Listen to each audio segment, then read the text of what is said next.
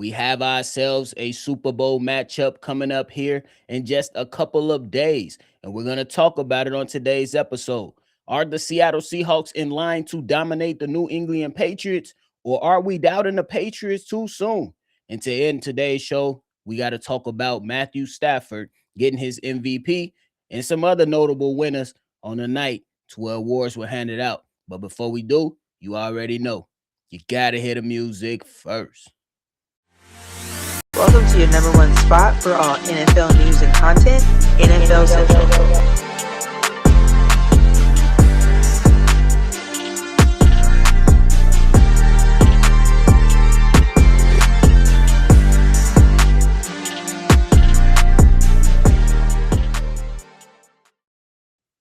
What's going on, NFL fans? Welcome back into another episode of NFL Central, your number one spot for everything NFL. Hey, if you tuned in, you love talking football talk, regardless of who you root for, go ahead and dive right in and hit that like button and subscribe to the channel. So we have ourselves a Super Bowl matchup coming up. It is literally the final game of the NFL season. One of the greatest times of the year for me, and one of the saddest too, because we go on a hiatus for a while before we return to full NFL action. But nonetheless, I wish my team was here. I know a couple of you all wish your team was here, but they're not. And some of you all that do have a team that you're representing in this game, congratulations. We'll see what happens and hope you go out there and be able to celebrate, because I hope that I can go out there and do that one day for my Chicago Bears. But we got a long way to go before we can talk about that.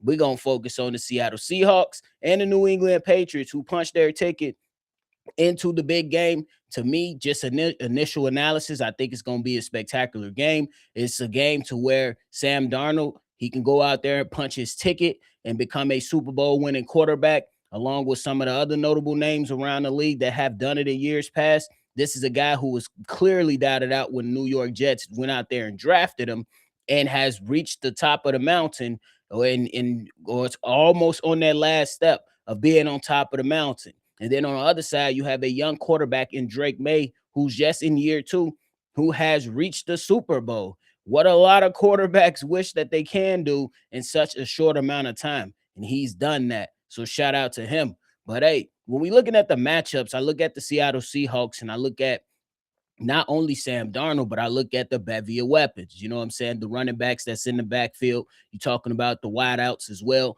And I'm talking about that crazy defense that they have on the opposing side of the ball. Then you talk about the New England Patriots, young quarterback who's ascending.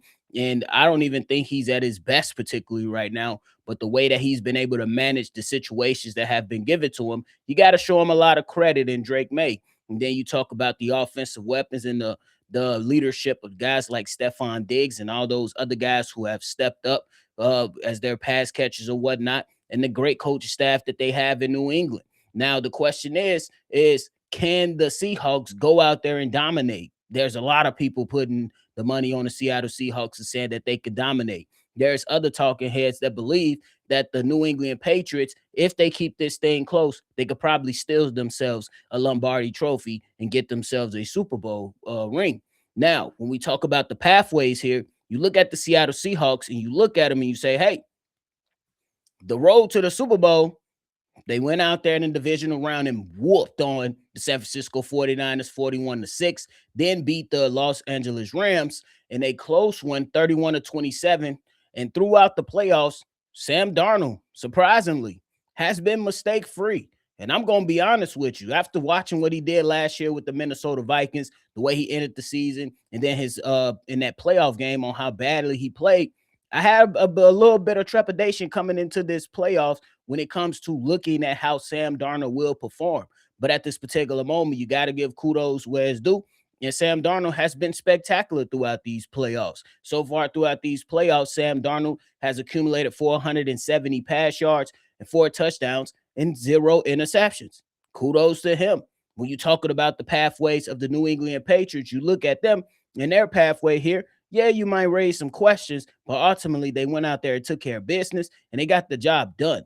And that defense over there for the New England Patriots, one could say we did not see them being this good as they have been throughout these playoffs. When they entered the playoffs, one of the question marks was, can the defense step up? Can the defense peak to a new level? And for the New England Patriots, they absolutely did that. And versus the Chargers, they won in the wild card round 16-3. Then went on to battle out with the Houston Texans in a tough matchup versus that good uh, Texas defense. The New England Patriots, they held their own and they made CJ Stroud, quite frankly with you, see ghost. He had so many turnovers in that first half, and we thought he was going to be able to bounce back, but he was ultimately not able to bounce back. And they won that game, the New England Patriots, that is 28-16. Then in a close matchup versus the Broncos to punch their ticket into the Super Bowl, they won 10-7. Now, I know that the Broncos game wasn't very, very impressive from the offensive side of the ball, but the defensive side of the ball, I believe they played a pretty damn good game. And then they had to go out there and battle through snow. And ultimately, they got themselves into the Super Bowl. And this is where we are. And kudos to Drake May. Has not been the cleanest throughout the playoffs, has not been as great in the playoffs as he was throughout the regular season. But you got to give credit in some areas, just not all areas. So far, Drake May throughout the playoffs has accumulated 533 yards in passing and 5 touchdowns, 2 interceptions. So you got to go out. But the man has had his issues with some fumbling. He has fumbled the ball a lot. He has fumbled the ball a lot. Now, he was saved by a couple of his teammates on a couple of those fumbles, but ultimately, he got to take care of the football. Now, how do you guys look at it? Do you think that this will be a blowout or do you think this will be a close one? Me personally, I'm looking at a close one. And I honestly think that these teams are going to go toe to toe. I look at one side of the coach now and I look at the New England Patriots and they come in with some experience and Josh McDaniels with his play calling in the playoffs. And I look at the Seattle Seahawks, they have a little bit of inexperience over there. But I think that Clint Kubiak, the man that just got hired by the Las Vegas Raiders, I think he about to go out there and put on the master class so he can walk out into his new organization as a champion. Um, He's going to give his best, put his best foot forward. And then we're going to look at Mike McDonald to say, hey, can you go out there and rattle this young quarterback and make him look relatively pedestrian? And if we keep it and we keep it at a buck and we looking at the last 5 Super Bowls, they tell us that we necessarily don't know how these games are going to go. Just last year, we watched the Philadelphia Eagles blow out the Kansas City Chiefs. Then prior to that, the Chiefs and the 49ers went into overtime where the Chiefs came out and won that game. Then prior to that, the Chiefs and the Eagles faced off the first time within the last few years, and it was a shootout, and the Chiefs ultimately won that game. Then prior to that, we watched the Rams go against the Bengals, and Aaron Donald had the game-sealing victory.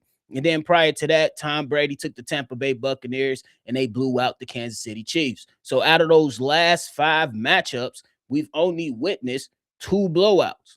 So we're gonna be you honestly, we don't know what to expect, but I'm gonna go out on a limb and think that it's going to be a shootout. And ultimately, I have the Seattle Seahawks winning the football game. I just think that their defense is going to be able to make the plays necessary to get the job done. And I also believe, at least so far throughout the small sample size, throughout the playoffs, and the more experienced quarterback, I believe Sam Darnold will play his best. Will he turn the ball over? There is a chance. But I believe that he has shown some resiliency this season, not only in the playoffs, that he can go out there and lead these guys into a victory. I have the Seattle Seahawks winning this game 34-31.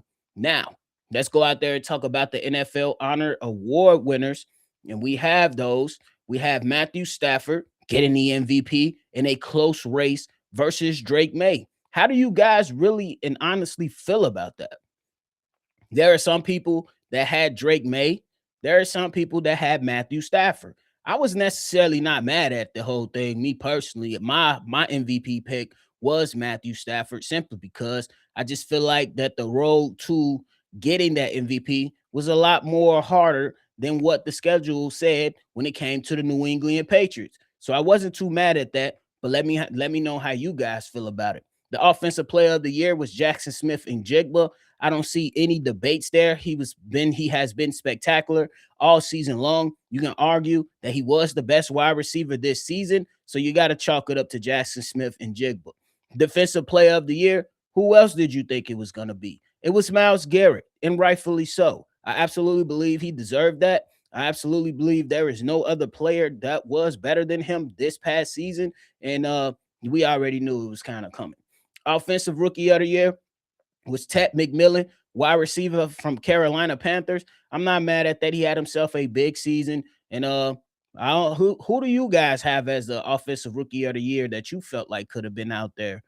Me being a homer, I feel like if the Chicago Bears would have got Colston Loveland started a little earlier, he could have been in contention. But I'm not going to take anything away from Ted McMillan. I think he had himself a solid season. Defensive rookie of the year goes to Carson Swetzinger, Browns linebacker. And I'm not mad at that either. But what about Nick Emawade? Boy been balling in Seattle. Boy been balling in Seattle. But hey, I'm not mad at either way because I think both players are spectacular players. I watched a couple games where Carson Swetzinger, he was out there just balling everywhere on the damn football field as a rookie linebacker, showing good instincts, knowing how to tackle pretty damn well, and doing his job for sure. Now, protector of the year. This is the first year of the award. Goes to the best offensive lineman in the NFL. That went to Chicago Bears guard and future Hall of Famer Joe Thuney. And yeah, there's a couple salty ass Green Bay Packers fans and a couple salty ass Detroit Lions fans, and I don't even know why they salty. Y'all ain't had no dog in this fight. I ain't even gonna lie to y'all. It does go to guys like Joe Thuney who came into a situation to where the Bears, they clearly have had their offensive line woes for a very, very long time. And to include having their quarterback last year in Chicago, Caleb Williams, being sacked 68 times. And now Joe Thuney comes into the line, goes out there, plays his ass off, doesn't really give up sacks, doesn't really give up pressures, and leads the charge to one of the best rushing attacks in the NFL for the Chicago Bears. He absolutely deserved this. And when the Chicago Bears needed him the most, he was able to step outside one slot and play left tackle in a playoff game and not relinquish a sack. He's very, very deserving of the award. And y'all know me, I try to be objective as possible, but when people coming from my teams, especially my division rivals, objectivity, all objectivity goes out the window when it comes to that. Because if you want to be petty, we can be petty too. Hey, and that every football fan understands it. It doesn't matter if you're a Chiefs fan. If your division rival in the Bronco or a Charger come talking greasy, you know you're gonna get at them. Same thing here. You know what I'm saying? They come talking greasy about my Chicago Bears. I gotta talk greasy back. That's just how it go. Comeback player of the year is Christian McCaffrey, running back out of San Francisco. And I say, man, he probably had one of his best seasons. And it's crazy that a lot of people don't sing his praises highly enough. In my personal opinion, it could be a number of things. I'm not going to go that route, but we do know Christian McCaffrey is definitely one of the best, if not the best running back in the league for sure.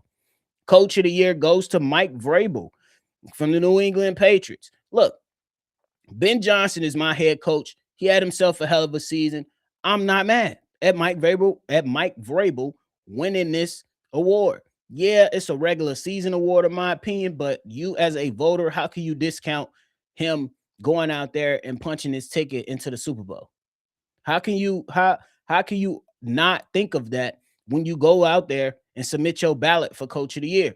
Now, one could argue that there's some other guys like Ben Johnson who completely turned the Chicago Bears around. Talk about guys like Liam Cohen who completely turned the Jacksonville Jaguars around. But before you vote and the guy is in the Super Bowl, how can you not think about that? How can you say, well, I know they're in a Super Bowl, but we have to think about the regular season? No, you're not going to forget it.